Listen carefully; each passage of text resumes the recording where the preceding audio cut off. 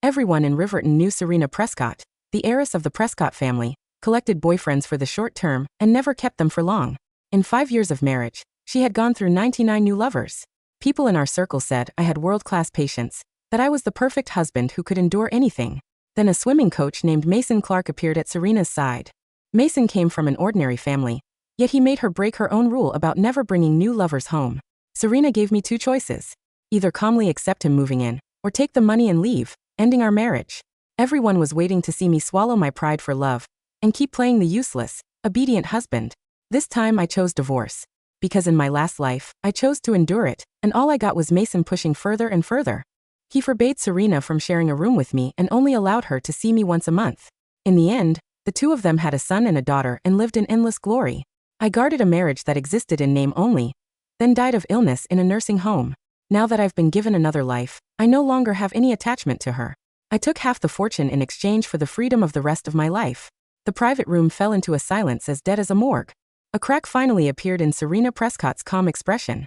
She asked again, "Caleb Warren, are you sure?" I didn't answer. I signed my name at the end of the divorce agreement. Then I pushed the agreement toward her. "Yes, I'm sure. When will the money be transferred? I'll go home and pack in a while." How could I not be sure? In my last life, I'd been naive enough to think that as long as I was still her husband, no one could cross that line. We'd had so many years together. I thought that as long as the misunderstanding from back then was cleared up, our relationship could still return to what it had once been. What I waited for instead was Serena and Mason Clark growing old together with children and grandchildren, loving each other until the end. Meanwhile, I guarded an empty marriage and became an invisible housekeeper in the Prescott family. Everyone mocked me as a useless man who couldn't even control his own wife. In my old age, when I went to the hospital to bring Serena food while she was sick, I overheard her bragging to Mason.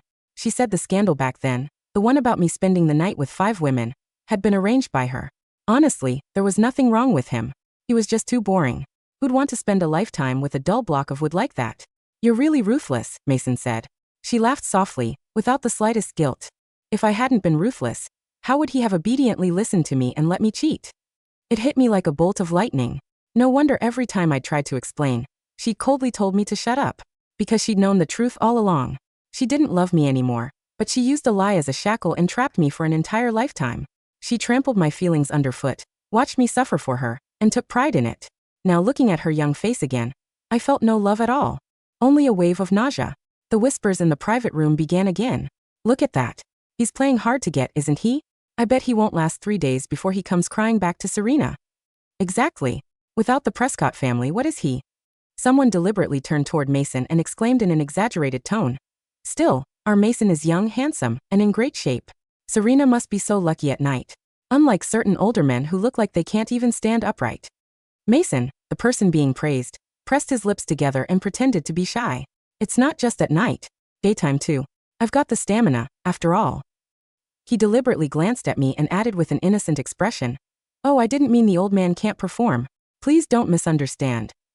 The room burst into laughter. Serena sat there without saying a word. Just like countless times in the past, she didn't defend me. I tugged at the corner of my mouth and stood. Since we're already divorced, I no longer have any duty to entertain these clowns. Over the years, I didn't just manage every messy detail of Serena's personal investment company. I also handled all her trivial affairs and went with her to entertain these friends who only knew how to mock me. Since we're already divorced, I no longer have any duty to entertain these clowns.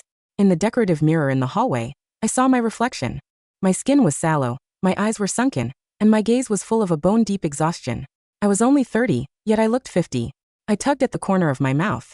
The man in the mirror smiled too. Yes, I looked old. I looked awful. But from now on, I wouldn't.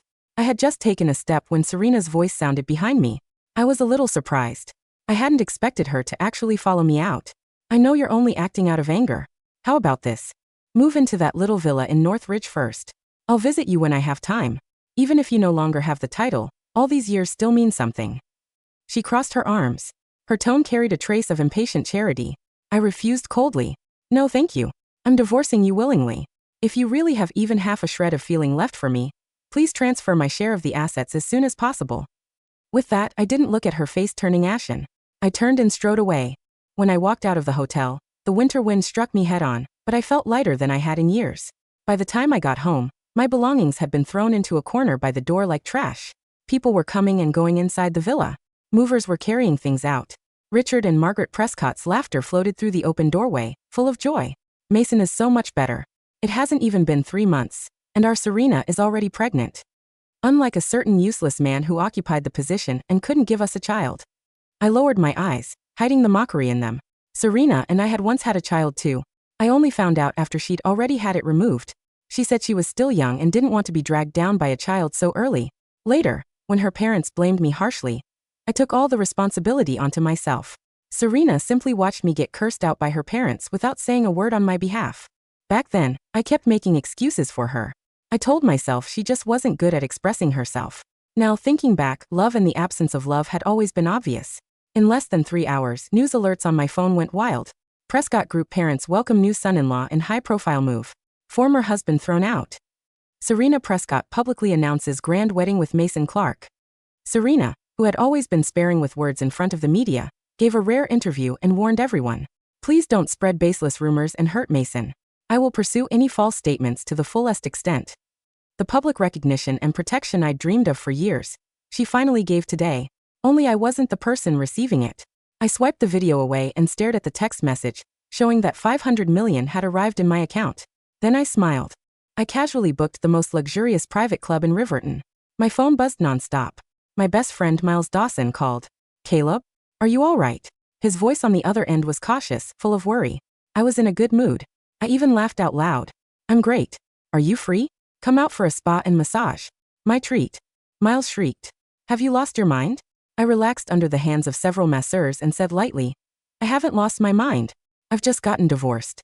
There was a long silence on the other end. He couldn't believe that I, the man who had thrown away every ounce of dignity for Serena Prescott, could be so calm. After all, he'd seen with his own eyes how humble I'd been for Serena all these years. Come over, I said.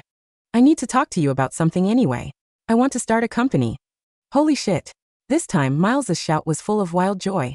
You finally came to your senses. I told you years ago that you were being stupid. You were the top finance prodigy at Franklin University, and you ran off to work like an ox for the Prescott family. The media even called you a kept man. I felt suffocated just watching it happen. More than suffocated. It was stupid. In my last life, I single-handedly turned the nearly bankrupt Prescott Group into a national industry leader. Because of that, the Prescott family became the richest family in the country.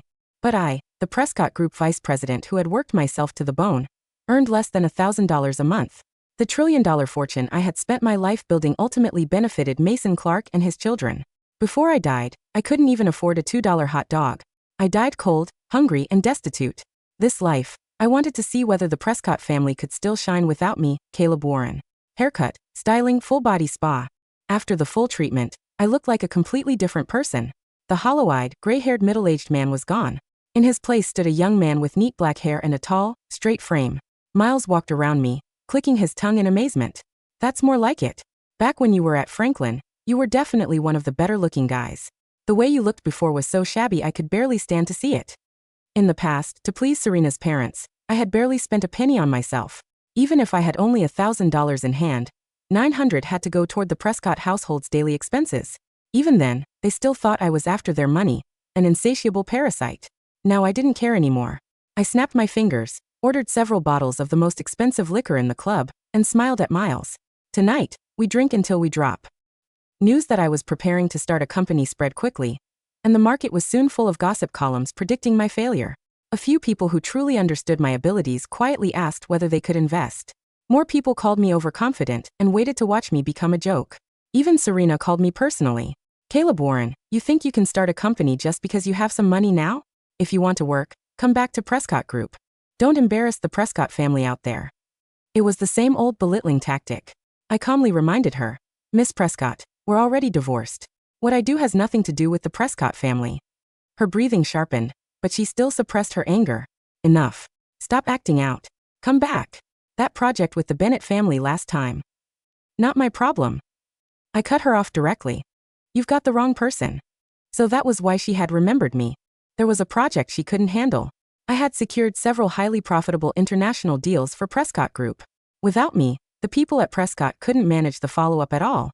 She was enraged and shouted, Caleb Warren, when you squander all the money in your hands, don't come crying back to me. I rolled my eyes and hung up. Who would be begging whom was still undecided. Serena stared at the disconnected call, and flung the phone aside in fury. She was used to my obedience and had never seen me this out of her control. A restless sense that things were slipping beyond her grasp rose in her chest. The marketing director beside her asked nervously, "Ms. Prescott, is Mr. Warren willing to come back?" "Get out!" Serena shouted in humiliation and anger. Mason hurried over and wrapped his arms around her from behind, soothing her softly. "Don't get so angry. You're pregnant." He helped her calm her breathing with a pained expression, though something else flashed in his eyes. "Serena, it hurts me so much to see you this tired. Why don't I come into the company and help you?" Serena frowned, not quite approving. "You don't have any experience. Why don't you rotate through a few departments first and get familiar with things?" Mason immediately became unhappy, his mouth turning down in grievance. Why did Caleb get to become vice president as soon as he arrived? Am I worse than him? Serena instinctively wanted to retort that Caleb was a top finance prodigy from a famous university, so what did Mason have to compare with? But when the words reached her lips, she saw Mason looking like he was about to cry, and her heart softened again. Besides, she was still there to oversee the company. Nothing too serious would happen. She nodded tiredly. "Fine." Mason immediately broke into a smile through his tears and promised, "Serena, don't worry.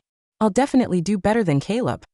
Mason began making sweeping reforms at Prescott Group while still finding time to create trouble for me.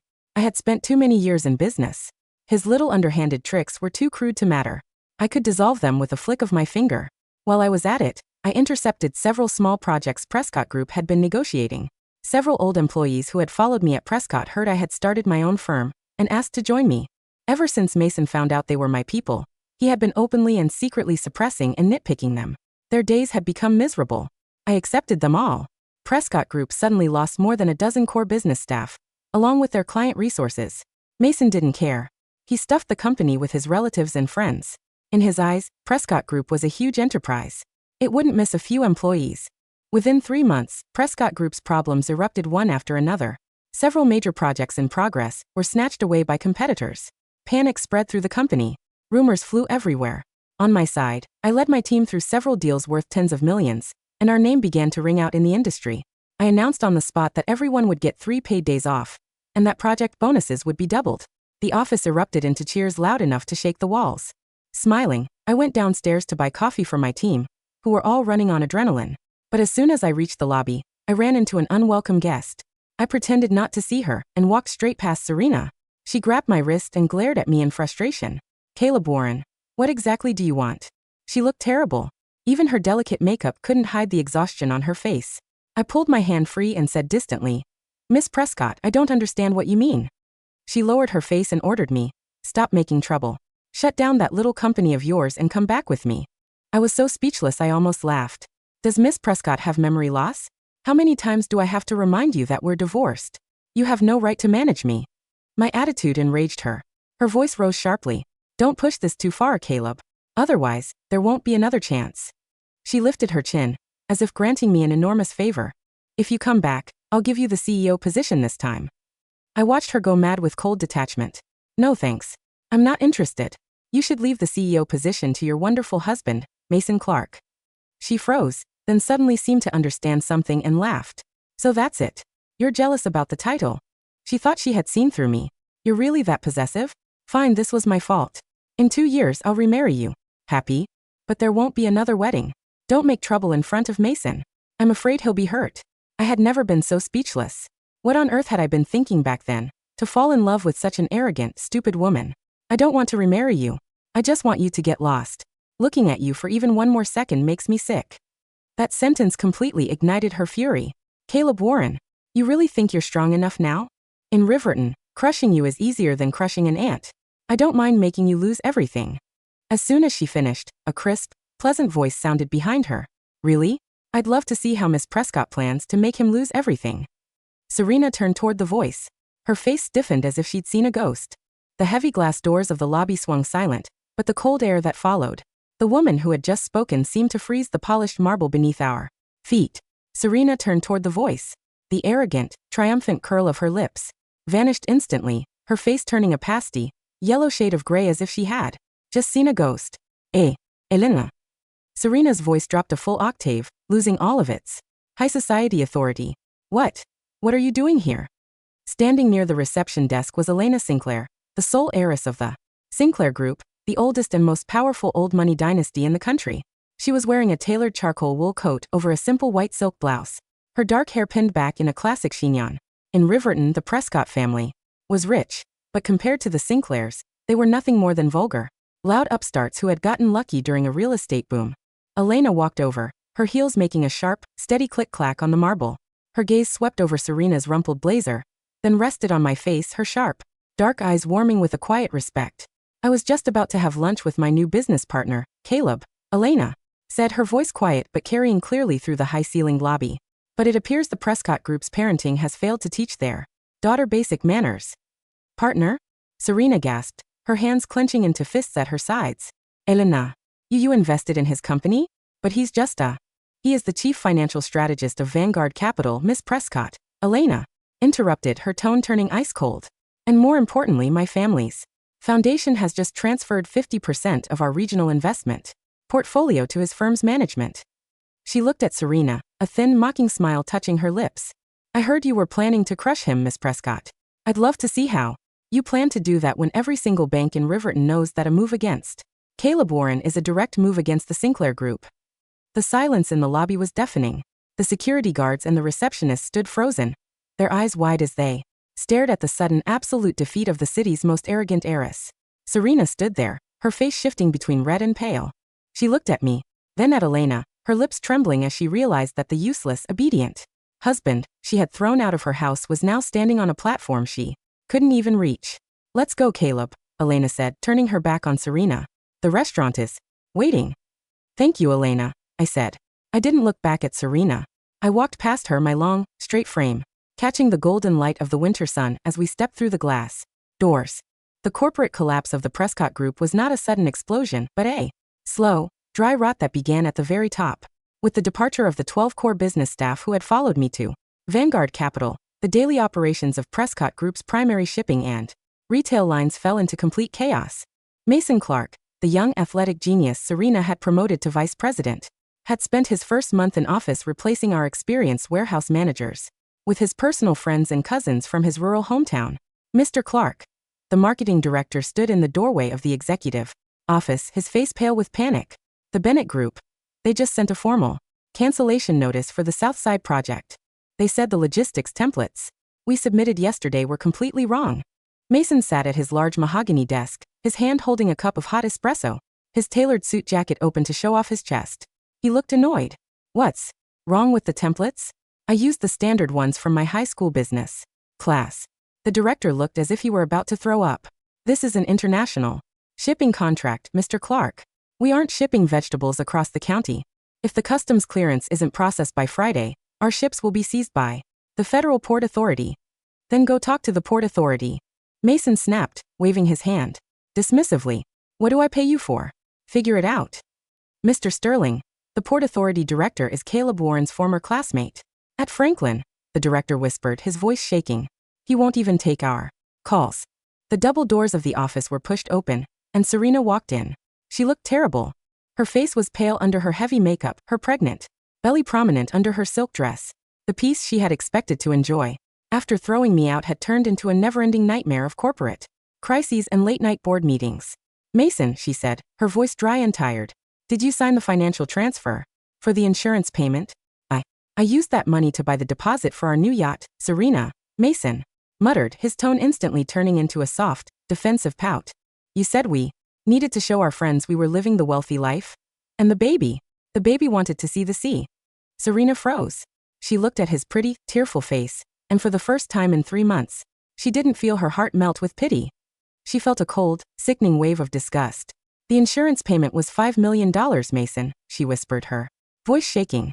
If the bank doesn't see that payment by 5 p.m. today, they will execute a foreclosure on our main office building. Mason didn't answer. He simply looked down at his own hands, his lips trembling, as he tried to find another excuse, but his stamina and his great shape were completely useless in front of a federal bankruptcy notice. By the end of the 3rd month, the Prescott family was no longer the richest family in Riverton. The shares of Prescott Group had fallen by 70%, their primary credit lines frozen by the banks after the loss of the Bennett contract. The board of directors held an extraordinary meeting, voting unanimously to remove Serena from her position as managing director. Her parents, Richard and Margaret, had been forced to sell their private luxury villas to cover the corporate deficit. At 3 p.m. on a rainy Tuesday, I sat in my new, spacious office on the top floor of the Vanguard Capitol building, looking at the snow-slick streets of Riverton. My phone rang. It was Serena's private line. I stared at the screen for a long moment before answering. Caleb Warren. Caleb. Her voice came through raw, broken, and completely stripped of her usual arrogant, charity-like tone. Please, just let me talk to you. Just for 5 minutes. I have nothing to say to you, Miss Prescott, I said, my voice quiet and cool. The transition of the remaining assets is already in the hands of my legal team. Please don't call this number again. Caleb, please, she wept, her voice rising in a desperate, pathetic panic. I've thrown him out. I've repossessed the yacht. We can start over. We can go back to the small apartment. I'll make good on my word. We'll get married next week. I don't want to get married next week, Serena, I said, my hand resting on the smooth leather of my desk. And I don't want to start over. I spent 5 years eating expired bread so you could spend your nights with 99 different lovers. I think I've paid my dues. Caleb. Goodbye, Serena, I said. I hung up, blocked her number, and closed my laptop. The office was warm, the low-volume classical music playing through the ceiling. Speakers a comfortable, steady heartbeat in the quiet room. I was finally free. The collapse of the Prescott Group's social standing was completed by the end of the winter. With the company bankrupt and their assets frozen, the friends, who had once cheered Serena and Mason in the private room, had completely disappeared. Mason's family and friends, whom he had stuffed into the company's senior management roles, were arrested by the Federal Commercial Crimes Division for systematic embezzling and tax fraud. Monica and Mason were left in a tiny rented studio near the Industrial Canal. Their luxury clothing, their designer bags, and their high-end sports cars, having been repossessed by the bank to cover the corporate losses. They were constantly screaming at each other, their true love having decayed into a bitter, violent nightmare of poverty and mutual recriminations. On a rainy Thursday evening in late February, as the first spring sleet began to fall over Riverton, I walked out of my office building holding a simple black umbrella. My skin was smooth, my posture straight, and my chest was light, free of the suffocating pressure of my past life. Caleb. The voice came from behind me. It was dry, rasping, and shaking with a desperate, pathetic panic. I slowly turned around. Serena was standing near the entrance of the parking garage, her dress damp from the drizzle, her pregnant belly prominent under her worn, dirty coat. Her delicate makeup was gone, her face sallow, her eyes bloodshot and hollow. She looked like the ghost of the woman I had married 5 years ago. Caleb, she whispered, her hands shaking as she reached out toward me. Please, just let me hold your hand once. I'll do whatever you want. I'll give you the CEO position. Just don't look at me like a stranger. I looked down at her, my face entirely expressionless. The man who loved you for 5 years died in that nursing room in my last life. Serena, I said, my voice quiet and cool over the sound of the rain. You are just someone who looks like him. I pulled my hand back, climbed into my car, and locked the door. The vehicle pulled away into the bright, clean streets of the city, leaving her shadow behind in the dark. The spring in Riverton arrived with a brilliant, golden warmth.